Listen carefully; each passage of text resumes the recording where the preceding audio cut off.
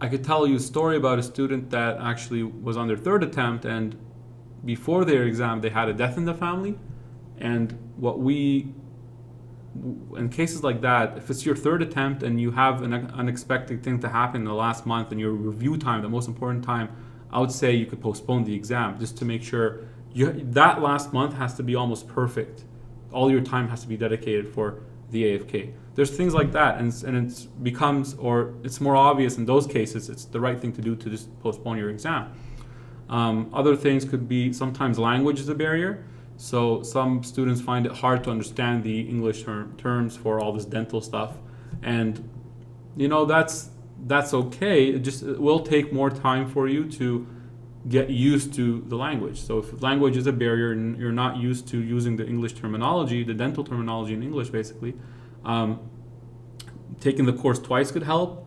Registering really early and reading early could help, and trying to translate all the words before you get into the course, and then once you get in, at least you know the words. So those are some things. Another thing maybe is failing itself could be an obstacle. So some people fail and that could really stress you out.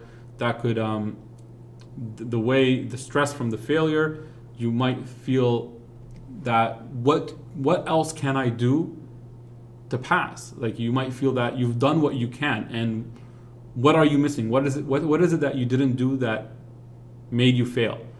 And that's the thing that a lot of people kind of stop at, and they just don't know where to go from there. They don't know what to do. They don't know what they did wrong.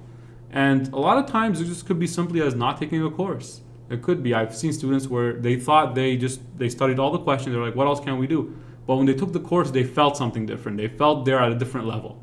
And then I had a student that actually told me, once I finished the course, I felt I deserved to pass.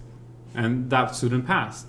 Another student told me something like that was very interesting to me, because I really pushed this, and they think I'm trying to, well, this is what they told me, is that one of the most important things we learn from you is to let things go.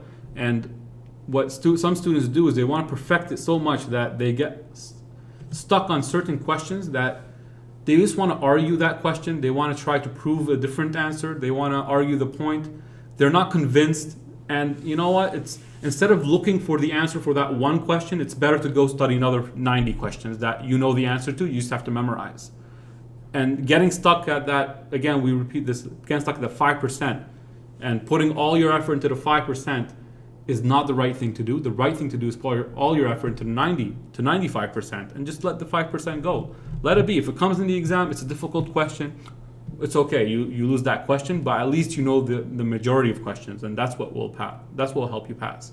Focusing on, another way of saying it is also focusing on what I call in the green circle, is where most of the subjects want you to study from, and not focusing on the very detailed specialty points. You will get questions from those, but that's not where you want to study from. You want just to memorize points that have come before in the exam, or have came before in the exam, but you don't want to make that the main part you're studying. You want to study basically from the principles of all the subjects.